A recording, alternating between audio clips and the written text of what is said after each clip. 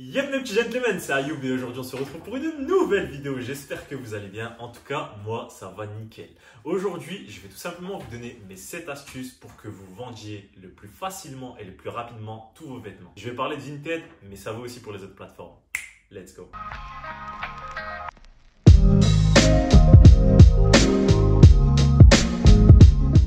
Les 7 astuces que je vais vous donner aujourd'hui, ce sont des choses simples à appliquer, mais que beaucoup de monde ne font absolument pas. C'est pour ça que je vais vous les donner en commençant par le premier. La première chose que je vois à chaque fois sur Vinted, et comme je vous l'ai dit tout à l'heure, moi je parlais en priorité de Vinted. Je trouve que c'est l'application sur laquelle vous pouvez faire votre boutique. C'est simple à faire, c'est gratuit, c'est rapide et c'est vraiment intuitif. Donc je vous conseille de vendre vos produits sur Vinted si vous voulez vous faire une petite boutique et vous faire de l'argent.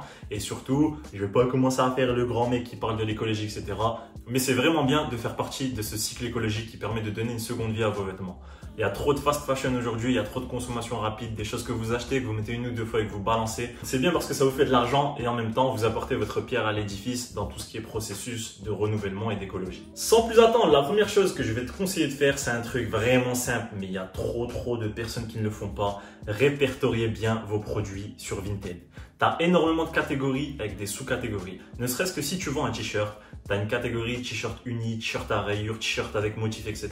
Tu as beaucoup de monde, ils se cassent pas la tête, ils les mettent dans n'importe quelle catégorie. Donc du coup, quand je cherche un produit en particulier, je fais très attention à ce que je mets. Parce que si toi, tu mets pas ton produit dans la bonne catégorie, c'est sûr que je vais jamais le voir et ce sera la même chose pour les autres. Faut savoir que je parle de ça parce que tu as même des femmes qui mettent leurs produits dans les catégories hommes. Donc là, faut pas se plaindre si ton produit t'arrive pas à le vendre. La deuxième astuce, c'est de mettre en valeur ton produit. Quand je le dis de le mettre en valeur, c'est au niveau de la photo et au moins la délicatesse de le repasser et de le nettoyer. Je sais, c'est encore quelque chose de simple, mais tu as beaucoup de monde qui n'en ont rien à faire. Tu vois des habits froissés, de toute façon, je te mets un screen en même temps de tout ce que je peux voir.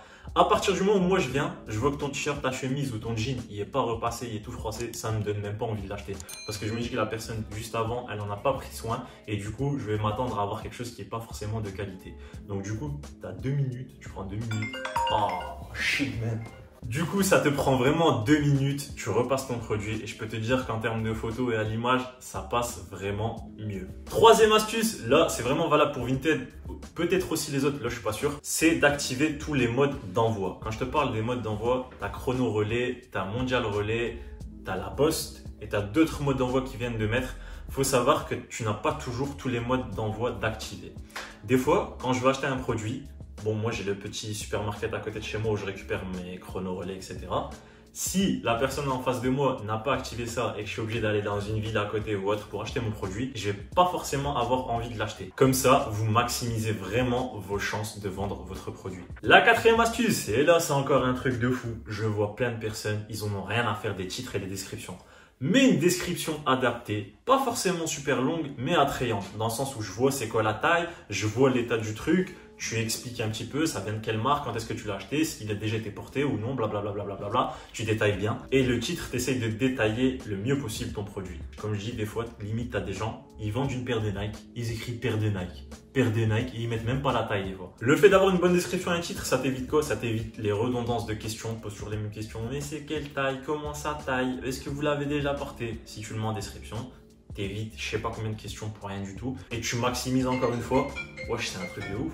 Pour la cinquième astuce, c'est la même chose, c'est au niveau de la photographie de ton produit. Et des fois, c'est un truc de fou. Limite, la personne, elle prend son t-shirt ou sa chemise ou ce que tu veux, elle va dans la pièce la plus sombre de chez elle, elle prend la photo, tu vois même pas c'est quoi la couleur, tu sais même pas c'est quoi le produit, et elle pense que c'est normal. Ce que tu dois faire, tu prends une photo portée, tu mets une photo sur cintre, comme ça, elle voit aussi ce que ça donne sans rien du tout, tu vois, sans décor, sans rien. Si tu peux avoir un fond uni ou même une table blanche, ça suffit amplement. Et surtout, tu prends des photos en détail et de devant, derrière et aussi les côtés si possible. Comme ça, t'évites à ce qu'on te dise, ce serait possible d'avoir de nouvelles photos, s'il vous plaît. Tu auras déjà tout mis et la personne, elle verra le produit en détail. Ça prend un peu de temps de prendre toutes les photos de ton produit à chaque fois, surtout si tu as beaucoup de vêtements à vendre. Mais dis-toi que derrière, tu gagnes énormément de temps dans les questions, dans la demande d'autres photos, etc., etc. La chose primordiale pour moi lorsque tu prends ta photo, c'est la luminosité. Pourquoi? Parce que des fois, quand tu prends ta photo, c'est pas la même couleur qu'en vrai. Donc du coup, la personne quand elle va recevoir son produit, elle va se dire attends là je me suis fait un petit peu arnaquer. Surtout sur les couleurs comme le bleu, le vert, etc. Le vert, ça ressort pas toujours de la même manière. Du coup, privilégie d'avoir une bonne luminosité, que ce soit bien éclairé. Ou si tu as des lampes, tu mets des lampes. La 6e astuce, c'est d'avoir une boutique harmonieuse. Pourquoi? Parce que souvent, quand je sélectionne un produit que j'ai envie d'acheter, ce que je fais, c'est que je swipe en bas pour voir les autres produits de la personne.